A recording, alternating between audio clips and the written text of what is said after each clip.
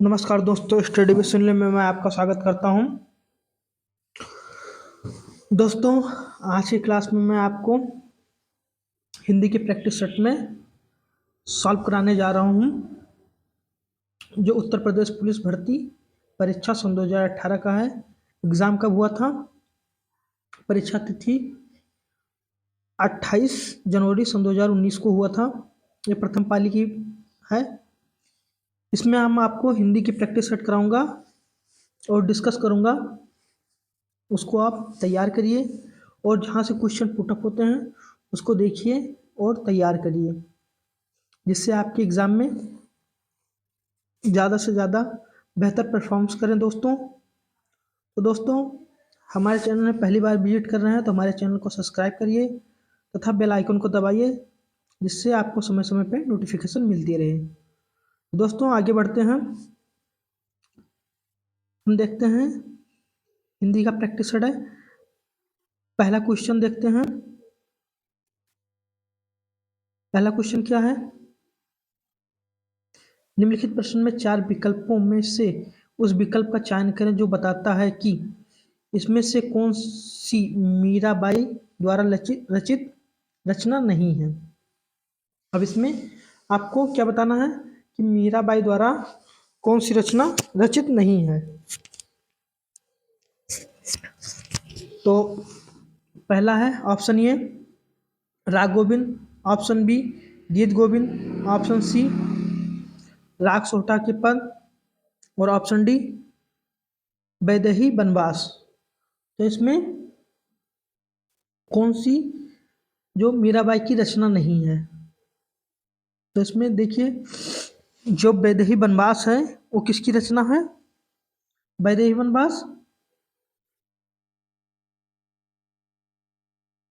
वैदेही वनवास जो रचना है वो अयोध्या सिंह उपाध्याय हरियोध की है। और जो बाकी बची 3 रचना राग गोविंद, गीत गोविंद और राग सोठा के पद, ये किसकी है? मीराबाई की रचना है। तो इसमें पूछा गया है कि मीराबाई की रचना कौन सी नहीं है। तो इसमें आपका ऑप्शन डी सही हो जाएगा। वैदेही वनवास ये किसकी रचना है? किसकी रचना है? अयोध्या सिंह उपाध्याय हरियोध। फिर आगे देखते हैं नेक्स्ट क्वेश्चन। दोस्तों, आपके एग्जाम में बुक से क्वेश्चन रिलेटेड क्वेश्चन आएंगे, तो आपको जितने राइटर के लेखक को पढ़ा रहा हूँ कवि को, उसको आप नोट डाउन करते रहिए, जिससे आपके एग्जाम में यहाँ से क्वेश्चन आए तो उसको आप कर सकें। जिससे यहाँ मीराबाई की 3 रचनाओं के बारे में आप जान चुके हैं और एक अयोध्या सिंह हरियोध के बारे में भी एक रचना वैदेही वनवास देखिए। तो इसको नोट डाउन करिए कि किस किस कवि की कौन कौन सी रचना है, उसको नोट डाउन करिए, जिससे आपके एग्जाम में बेहतर हो। फिर आगे देखते हैं हम दोस्तों नेक्स्ट क्वेश्चन।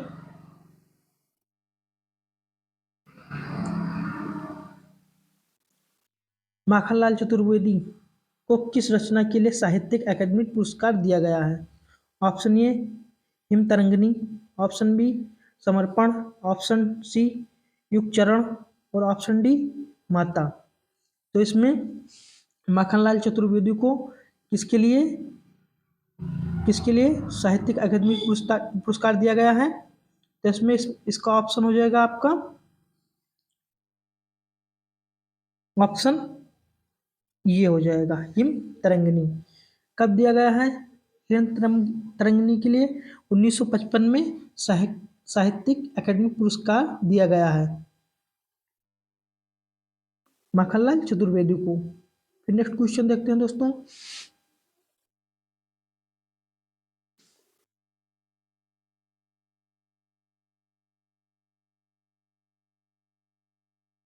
सॉरी दोस्तों, आज भी पैराग्राफ छूट गया है, तो मैं पैराग्राफ का क्वेश्चन छोड़ दे रहा हूँ, क्योंकि पैराग्राफ आप पढ़ेंगे और आपका पैराग्राफ से क्वेश्चन कर लेंगे, क्योंकि आपको पैराग्राफ से ही छांटना रहेगा क्वेश्चन। तो आप पैराग्राफ से अच्छे से कर लेंगे, हम उम्मीद करते हैं आपको पैराग्राफ सॉल्व करना आता होगा। तो फिर हम आगे नेक्स्ट क्वेश्चन बढ़ते हैं। जो पैराग्राफ से रिलेटेड क्वेश्चन है उसे छोड़ दे रहे हैं।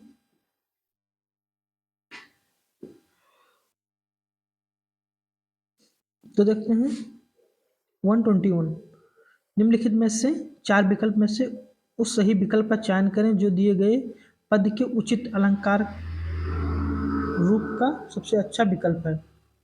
अब इसका देखिए, भिखारिन को देखकर पट देत बार बार।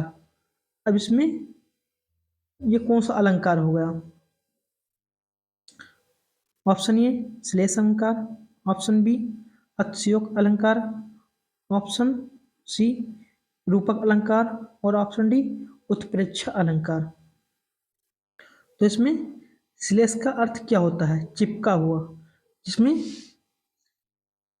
एक शब्द का, जैसे एक शब्द का दो अर्थ निकले। जैसे यहाँ भिखारिन को देखकर पट देत बार बार। तो पट क्या होता है? एक पट का अर्थ होता है वस्तु होता है, और एक पट का अर्थ क्या होता है? दरवाजा। तो इसमें कौन सा अलंकार हो जाएगा? इसमें आपका श्लेष अलंकार हो जाएगा,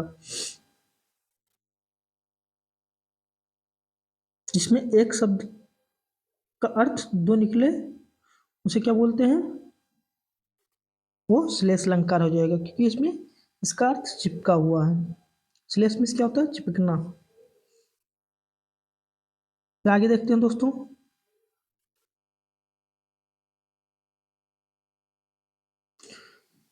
निम्नलिखित प्रश्न में 4 विकल्प में से उस सही विकल्प का चयन करें जो रेखांकित शब्दों के सही अव्यय के भेद हो। सबने उसे बुरा कहा लेकिन वह अच्छा बना। अब ये कौन सा अव्यय है? अब ऑप्शन ए विस्मय बोधक अव्यय, ऑप्शन बी संबंध बोधक अव्यय, या ऑप्शन सी समुच्चय बोधक अव्यय, और ऑप्शन डी क्रिया विशेषण अव्यय। अब ये कौन सा अव्यय है, आप बताइए।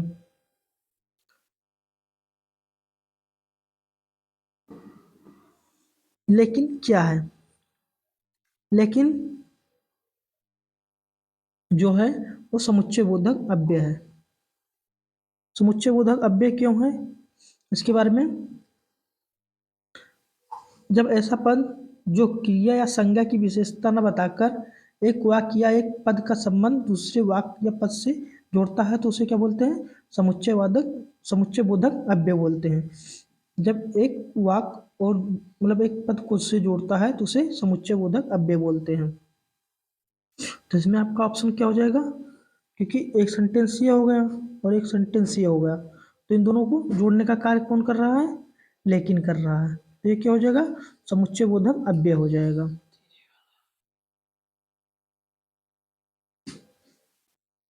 ये एक सेंटेंस से होगा, एक सेंटेंस से होगा, इन दोनों को जोड़ने का काम कौन कर रहा है? लेकिन। तो ये कौन सा हो जाएगा? समुच्चय बोधक अव्यय हो जाएगा। ऑप्शन सी आपका ये सही हो जाएगा। फिर आगे देखते हैं दोस्तों।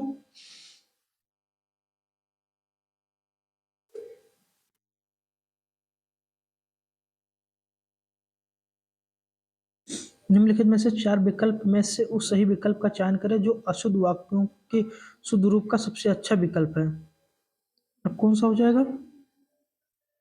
विद्यालय में बाएं बड़ा सा मैदान है। इसमें ऑप्शन ये विद्यालय के बाएं बड़ा मैदान है, ऑप्शन बी विद्यालय की बाईं ओर बड़ा सा मैदान है, ऑप्शन सी विद्यालय में बड़ा सा मैदान है, ऑप्शन डी विद्यालय के बाएं बड़ा सा मैदान, बड़ा सा भाग है।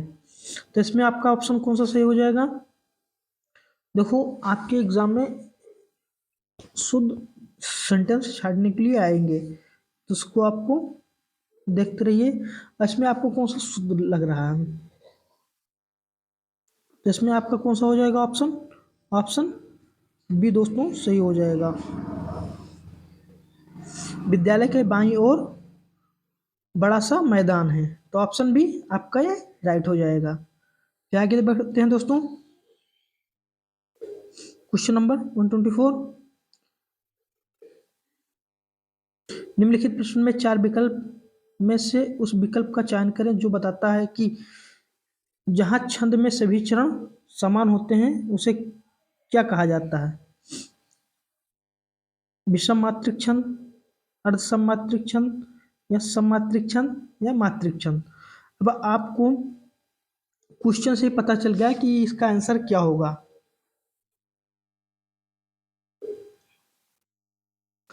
सभी चरण इसमें पूछ रहा है, जहाँ छंद में सभी चरण समान होते हैं उसे क्या कहा जाता है।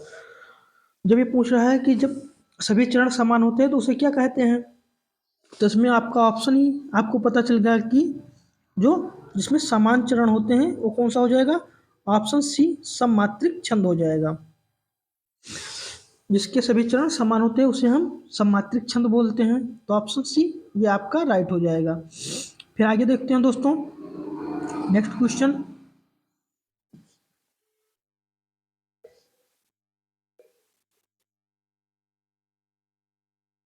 निम्नलिखित प्रश्न में चार विकल्प में से उस सही विकल्प का चयन करें जो दिए गए मुहावरे का सही अर्थ वाला विकल्प है। घाट घाट का पानी पीना। अब घाट घाट का पानी पीना क्या होता है, जैसे बहुत लोग कहते हैं, बात करते हैं तो बोलते हैं कि हम घाट घाट का पानी पिए हैं, तो उसका अर्थ क्या होता है। ऑप्शन ए प्यास बुझाना, जो बोलता है कि मैं घाट घाट का पानी पिया हूँ तो उसका अर्थ क्या हो जाएगा, प्यास बुझाना होगा। फिर ऑप्शन बी खुशी मनाना, ऑप्शन सी लज्जित होना, और ऑप्शन डी बहुत अनुभवी होना। तो इसमें आपका ऑप्शन कौन सा हो जाएगा। ये किसी से बात करते हैं तो कहते हैं मैं घाट घाट का पानी पिया हूँ, मतलब मैं तुमसे बहुत अनुभवी हूँ, मैं जानकार हूँ। तो आपका ऑप्शन क्या हो जाएगा, ऑप्शन डी बहुत अनुभवी होना, मतलब घाट घाट का पानी पिया होना, ये मुहावरे का अर्थ होता है। फिर आगे देखते हैं दोस्तों, नेक्स्ट क्वेश्चन।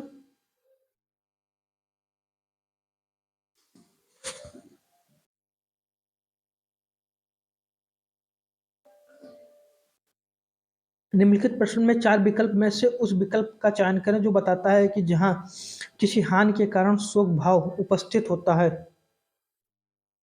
हानि के कारण शोक भाव उपस्थित होता है, वहां किस भाव की उपस्थिति रहती है। ऑप्शन ए हास, ऑप्शन बी वीर, ऑप्शन सी वात्सल, और ऑप्शन डी करुण। तो जहाँ शोक भाव की उपस्थिति से, मतलब यहाँ लिखा है जहाँ किसी हानि के कारण शोक भाव होता है, तो आपका ऑप्शन हास्य होगा नहीं, ये कर गया, और वीर भी नहीं होगा, और वात्सल क्या होता है, जो अपने बच्चों के लिए प्रेम होता है वो वात्सल्य प्रेम होता है।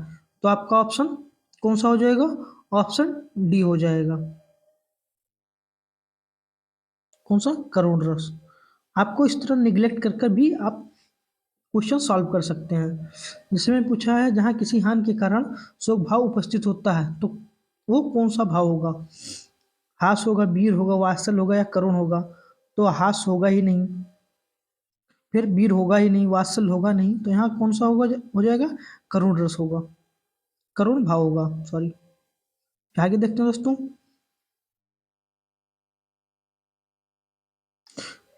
निम्नलिखित में से चार निम्नलिखित प्रश्न में चार विकल्प में से उस सही विकल्प का चयन करें जो निर्देशानुसार वाक्य परिवर्तन वाला सही विकल्प है। राधा स्कूटी चला रही है। अब इसका देखते हैं दोस्तों, राधा स्कूटी चला रही है। ऑप्शन ए राधा से स्कूटी चलाई जाती है, ऑप्शन बी राधा से स्कूटी चलती है, ऑप्शन सी राधा स्कूटी चलाई, और ऑप्शन डी स्कूटी राधा चलाई। तो इसमें आपका कौन सा हो जाएगा ऑप्शन, इसमें आपका ऑप्शन ये सही हो जाएगा, क्योंकि राधा स्कूटी चला रही है का भाव में रूपांतरण इस प्रकार होता है कि राधा से स्कूटी चलाई जाती है। इसमें क्रिया का हुआ रूपांतरण जिससे वाक्य में क्रिया या भाव की प्रधानता बोध होता है उसे भाववाच्य कहलाते हैं। इसमें भाववाच्य क्या हो जाएगा, ऑप्शन ये हो जाएंगे, क्योंकि राधा से स्कूटी चलाई जाती है। तो आपका ऑप्शन कौन सा सही हो जाएगा, ऑप्शन ये सही चला हो जाएगा।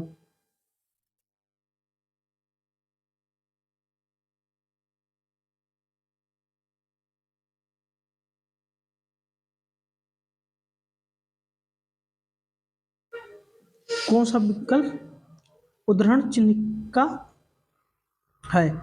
इसमें उद्धरण चिन्ह आपको मैं अपने वीडियो में चिन्ह का क्लास पढ़ाया था, जिनमें मतलब विराम चिन्ह या जितने चिन्ह होते हैं उसको मैं अपने क्लास में डिस्कस करवाया।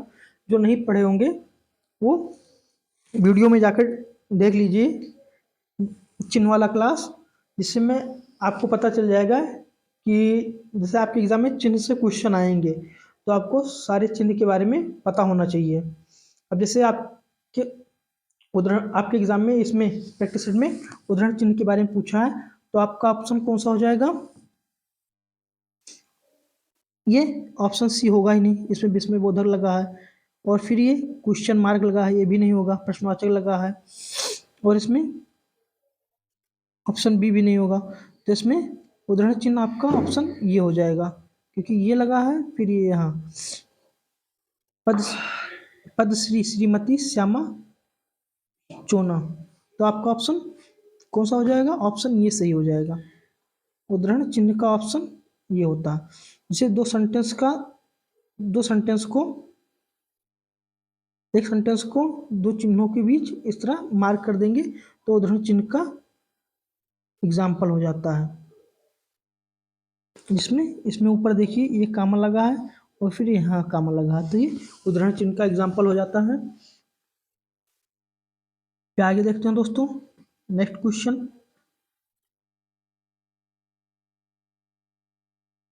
निम्नलिखित में से 4 विकल्प दिए गए हैं, दिए गए शब्द के सही समास वाला विकल्प पहचानिए।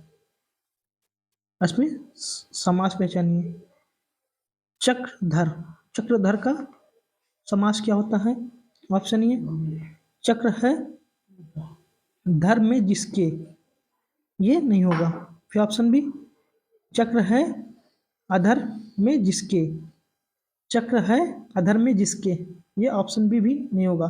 फिर ऑप्शन सी देखते हैं, चक्र धारण किया है जिसने, ये आपका ऑप्शन सही बैठता है, तो आपका ऑप्शन कौन सा हो जाएगा? ऑप्शन सी सही चला जाएगा। फिर ऑप्शन डी देखते हैं, चक्र है घर में जिसके, तो आपका ऑप्शन कौन सा सही हो जाएगा? चक्रधर का ऑप्शन क्या होगा? चक्र धारण किया है जिसने, अर्थात विष्णु जी। जो चक्र धारण किए हैं उसे क्या बोलते हैं? विष्णु जी बोलते हैं। फिर आगे देखते हैं दोस्तों, नेक्स्ट क्वेश्चन।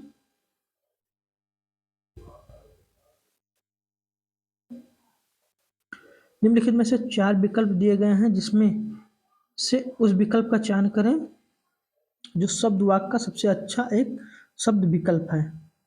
अब इसमें अनेक शब्द का एक शब्द छांटना है।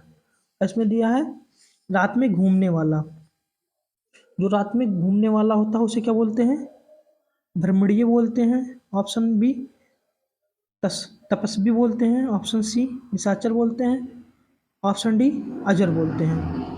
तो रात का क्या होता है? निशा बोलते हैं, तो निशा में चलने वाला निशाचर बोलते हैं। तो ये आपका ऑप्शन कौन सा सही हो जाएगा? ऑप्शन सी सही हो जाएगा। मतलब रात में घूमने वाला, उसका एक शब्द क्या हो जाएगा? निशाचर। फिर अगला देखते हैं दोस्तों,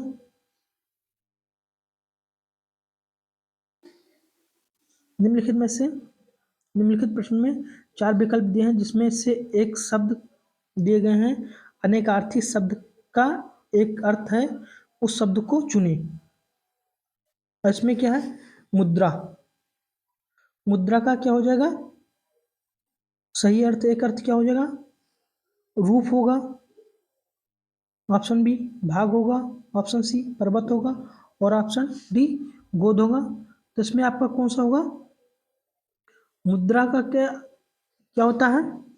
जैसे मुद्रा या आकृति या रूप, तो आपका ऑप्शन क्या हो जाएगा? ऑप्शन ये हो जाएगा, क्योंकि मुद्रा का ना भाग होगा और ना पर्वत होगा ना गोद होगा, तो आपका ऑप्शन ये सही हो जाएगा। फिर अगला देखते हैं दोस्तों,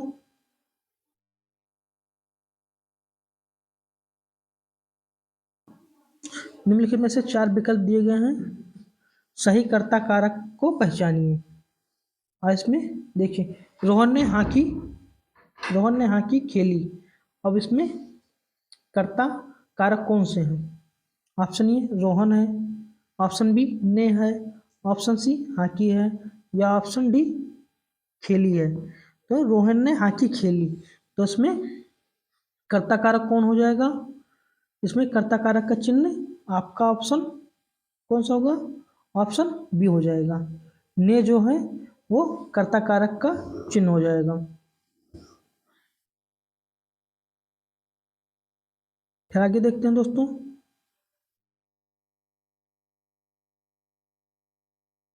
नीचे दिए गए प्रश्न का सही विकल्प पहचानिए।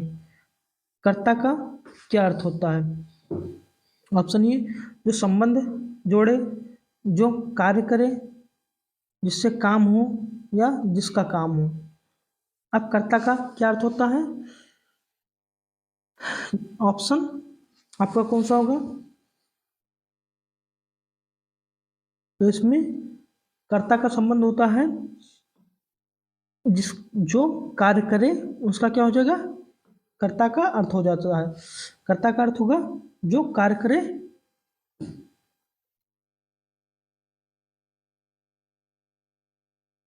क्योंकि जो संबंध जोड़े तो ये आप होगा ही नहीं, बैठ भी नहीं रहा। जिससे काम हो ये भी नहीं बैठ रहा, और जिसका काम हो ये भी नहीं बैठ रहा। तो कर्ता जिसका काम हो या जिसका काम करे वो क्या हो जाएगा? कर्ता कारक हो जाएगा। तो इसमें आपका ऑप्शन क्या हो जाएगा? ऑप्शन बी सही हो जाएगा। तो दोस्तों, आपको अच्छे से प्रैक्टिस करिए और आपको देखते रहिए किस टाइप में आपके प्रैक्टिस में किस तरह से क्वेश्चन आते हैं। तो उसको क्वेश्चन को देखिए और उस क्वेश्चन पे भी प्रैक्टिस करिए कि किस टाइप में और क्वेश्चन बन सकते हैं, जिससे आपकी तैयारी बेहतर हो। और जिसमें जिसमें प्रैक्टिस में जितने लेखक के बुक पूछे, लेखक के बारे में या कवि के बारे में, बुक के बारे में जितनी क्वेश्चन पुटअप होते हैं उसको अपने डायरी में नोट डाउन करिए, जिससे आपके आने वाले एग्ज़ाम में आप बेहतर से उसको कर सकें। क्योंकि बुक का नाम आपको याद नहीं रहेंगे, भूल जाएंगे, तो इसलिए उसको नोट डाउन करिए, उसको रिवाइज भी करते रहिए, जिससे अच्छे से आपकी तैयारी हो। और अपने दोस्तों को भी बताइए कि उनकी भी तैयारी अच्छे से हो और हमारे चैनल से जुड़ें। तो दोस्तों फिर आगे बढ़ते हैं, नेक्स्ट क्वेश्चन देखते हैं।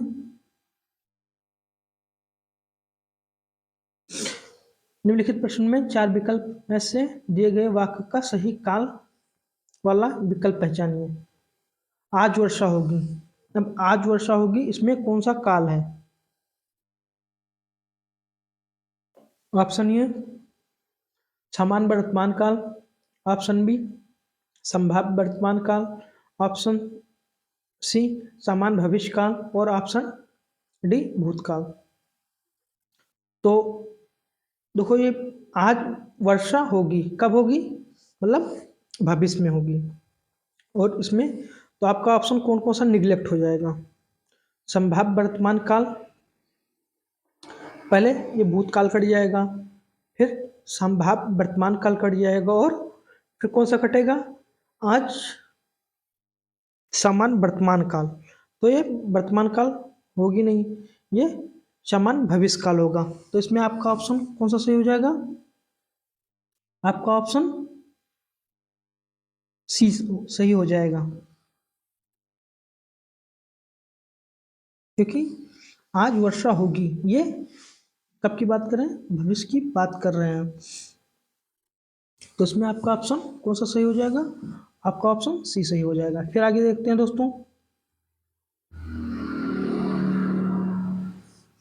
निम्नलिखित प्रश्न में 4 विकल्प में से सही सकर्मक क्रिया का उदाहरण पहचानिए। कशिश हंस रही है, ऑप्शन बी चिड़िया उड़ रही है, ऑप्शन सी सूरज उग रहा है, और ऑप्शन डी सीता वीणा बजा रही है। अब देखो, इसमें सकर्मक क्रिया और अकर्मक क्रिया, जिसमें कर्ता पे प्रभाव पड़े उसे सकर्मक क्रिया बोलते हैं, और जहाँ पे कर्ता पर कर्म का प्रभाव ना पड़े उसे अकर्मक क्रिया बोलते हैं। तो जैसे यहाँ दिया गया है वीणा बजाना, तो जो वीणा का मतलब क्रिया का प्रभाव कर्म है वीणा पर पड़ रहा है। कौन बजा रहा है? तो सीता बजा रही है। तो कर्म पर प्रभाव पड़ रहा है, तो ये कौन सा क्रिया हो जाएगा? सकर्मक क्रिया हो जाएगी। तो इसमें आपका ऑप्शन कौन सा हो जाएगा? ऑप्शन डी सही हो जाएगा।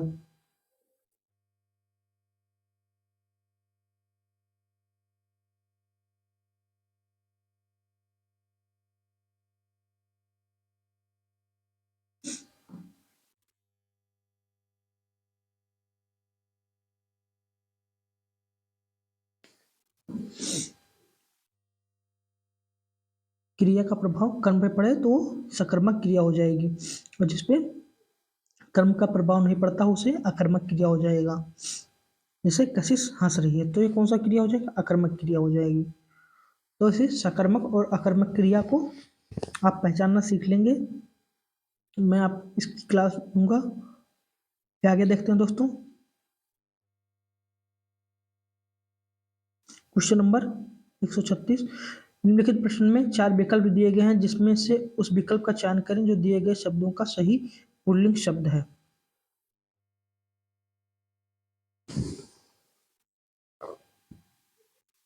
अब इसमें ऑप्शन क्या दिया है? सामग्री दिया है। तो इसमें आपका कौन सा हो जाएगा? ऑप्शन राजा दिया गया है, फिर महाराजा दिया गया है, ऑप्शन सी महाराज और सम्राट दिया गया, और ऑप्शन डी बादशाह दिया गया है। तो इसमें जो सामग्री का अर्थ होता है, तो इसमें आपका कौन सा हो जाएगा?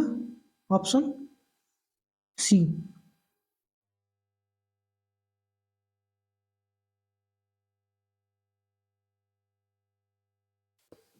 जो सम्राट, जैसे राजा का रानी हो जाएगा, महाराजा का महारानी हो जाएगा, और बादशाह का बेगम हो जाएगा, और जो सामग्री दिया है सामग्री का सम्राट हो जाएगा। ये आपका स्त्रीलिंग दिया गया है, और इसका पुल्लिंग क्या हो जाएगा? सम्राट हो जाएगा।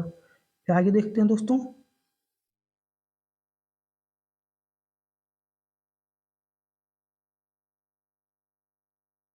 Question number 137। नीचे दिए गए शब्द का सही बहुवचन रूप वाला विकल्प को पहचानिए। अब जैसे चिड़िया दिया है, तो चिड़िया का बहुवचन कौन क्या हो जाएगा? चिड़िया हो जाएगा, या चिड़िए हो जाएगा, या चिड़ियों हो जाएगा, या चिड़ा हो जाएगा। तो इसमें आपका ऑप्शन कौन सा सही होगा?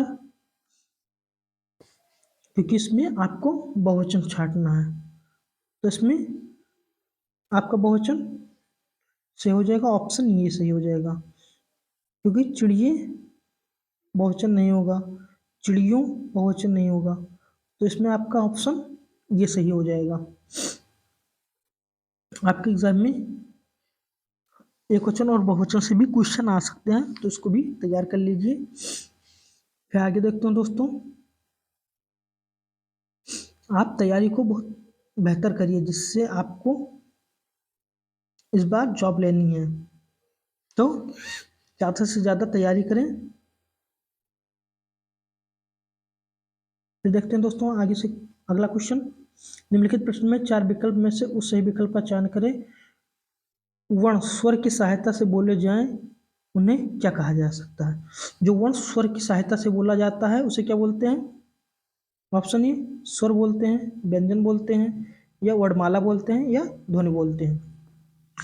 जो वर्ण स्वर की सहायता से बोले जाते हैं उसे क्या बोलते हैं? ऑप्शन बी आपका सही हो जाएगा, व्यंजन हो जाएगा। जो वर्ण स्वर की सहायता से बोलते हैं उसे व्यंजन बोलते हैं। फिर आगे देखते हैं दोस्तों।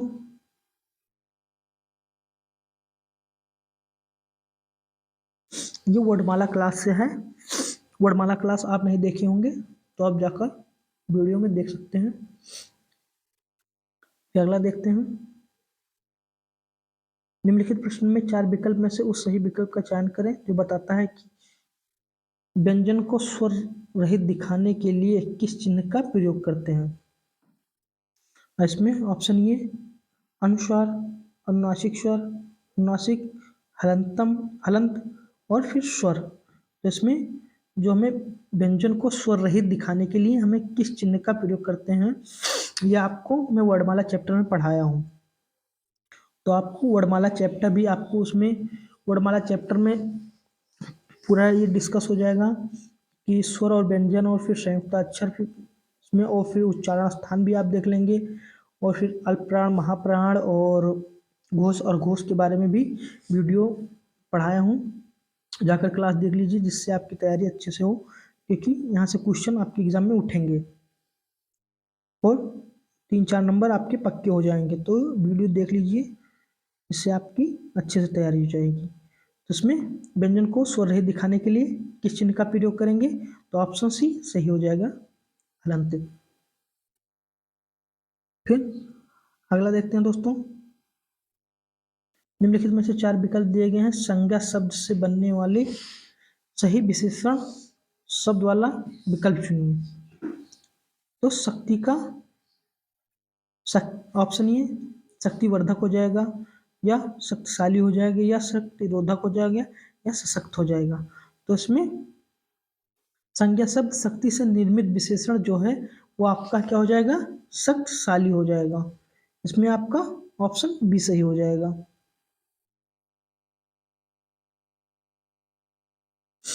जो संज्ञा शब्द से बनने वाले सही विशेषण कौन से हैं, शक्तिशाली हैं। शक्ति की विशेषता कौन बताता है, इंसान कैसा है, तो वो शक्तिशाली है, तो उसकी विशेषता बताता है। जो किसी शब्द की विशेषता बताता है उसे हम उसका विशेषता बताते हैं, तो उसे विशेषण बोलते हैं। फिर आगे देखते हैं दोस्तों, 142 क्वेश्चन नंबर, अयोध्या सिंह उपाध्याय हरिओत जी की प्रसिद्ध रचनाएं कौन सी हैं। और इसमें जो अयोध्या सिंह उपाध्याय हैं उनकी रचनाओं को देखते हैं कि कौन सी हैं।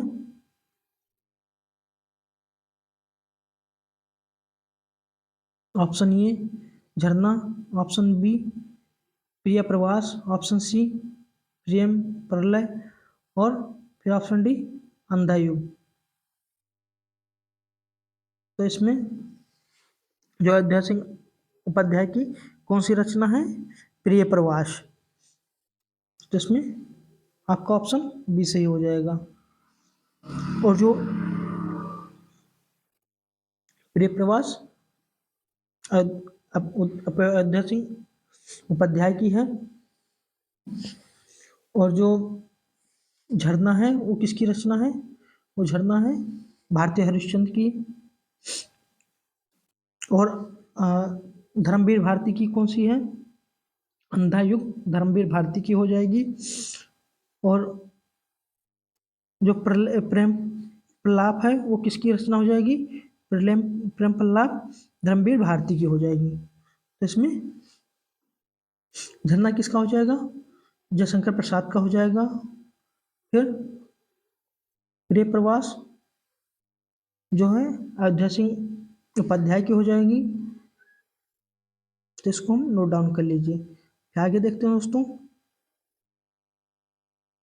नेक्स्ट क्वेश्चन, निम्नलिखित में से 4 विकल्प में से उस सही विकल्प का चयन करें जो बताता है कि फर्न्यूशन नाथ रेणु द्वारा रचित उपन्यास कौन से हैं।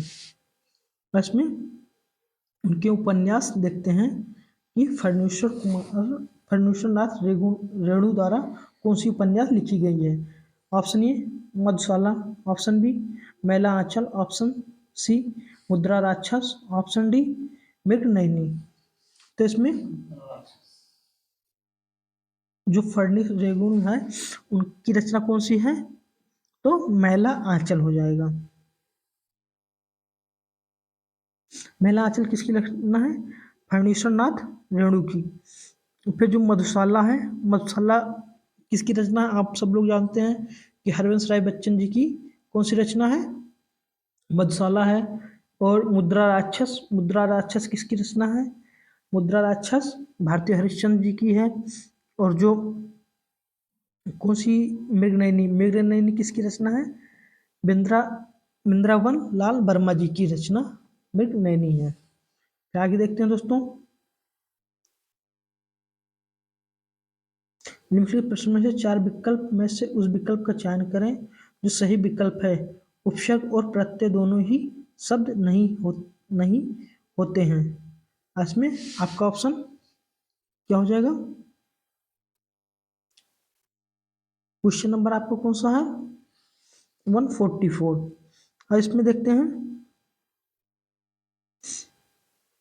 जो उपसर्ग और प्रत्यय दोनों, उपसर्ग क्या होता है? उपसर्ग आगे लगता है और प्रत्यय पीछे लगता है। तो उपसर्ग और प्रत्यय दोनों ही शब्द नहीं बल्कि शब्दांश होते हैं। क्या होते हैं? शब्दांश होते हैं। तो इसमें आपका ऑप्शन क्या हो जाएगा? ऑप्शन सी सही हो जाएगा।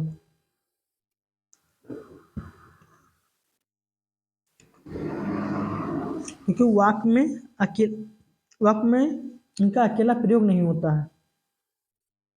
जो उपसर्ग होते हैं वो आगे लगते हैं और प्रत्यय पीछे लगते हैं। तो ये क्या हो जाएंगे? उपसर्ग और प्रत्यय दोनों ही शब्द नहीं होते हैं, ये शब्दांश होते हैं। तो आपका ऑप्शन सी सही हो जाएगा। फिर आगे देखते हैं, क्वेश्चन नंबर 145 दोस्तों। तो दोस्तों, निम्नलिखित प्रश्न में 4 विकल्प दिए गए हैं जिसमें से एक शब्द दिए गए हैं, शब्द का सही तद्भव रूप होगा। तो मच्छका, मच्छका का तद्भव क्या होगा? आप सब लोग जानते हैं मच्छका का तद्भव क्या होगा। ऑप्शन डी हो जाएगा, मक्खी हो जाएगा। सॉरी दोस्तों, मच्छका का क्या हो जाएगा? मक्खी हो जाएगा। और फिर मोर का क्या हो जाएगा? मयूर हो जाएगा। और भौरा का क्या हो जाता है? भौरा का भ्रमर हो जाएगा। और मेढक का मंडूक हो जाएगा। तो इसमें मच्छिका का मक्खी, आपका ऑप्शन डी सही है। फिर आगे देखते हैं दोस्तों, नेक्स्ट क्वेश्चन, क्वेश्चन नंबर 146। निम्नलिखित प्रश्न में 4 विकल्प में देखें, उसमें विकल्प में चयन करें जो प्रत्यय से नहीं बना है। और इसमें ऑप्शन ए शिष्य दिया है, ऑप्शन बी शेरनी दिया है, ऑप्शन बी शेरनी दिया है, ऑप्शन सी दयामय दिया है, और ऑप्शन डी क्या दिया गया है? परिचय। और इसमें शिष्या, तो इसमें जो पीछे है शिष्या में आ का प्रत्यय लगा है और शेरनी में ई का प्रत्यय लगा है। और दया मैं क्या लिखा? मय का प्रत्यय लगा है। तो परिचय में जो है वो परिचय में आगे परि का उपसर्ग है, परि का उपसर्ग लगा है। तो आपका ऑप्शन कौन सा सही हो जाएगा? जो प्रत्यय से नहीं बना है। तो आपका ऑप्शन डी सही हो जाएगा।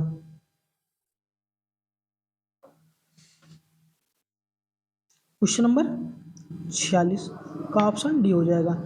फिर देखते हैं दोस्तों,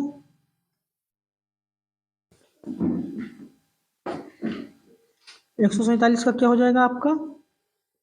निम्नलिखित में से 4 विकल्प दिए गए हैं जिसमें विपरीत अर्थ का विकल्प कौन सा हो जाएगा? तो सन्यासी का क्या हो जाएगा? सन्यासी का गृहस्थी हो जाएगा।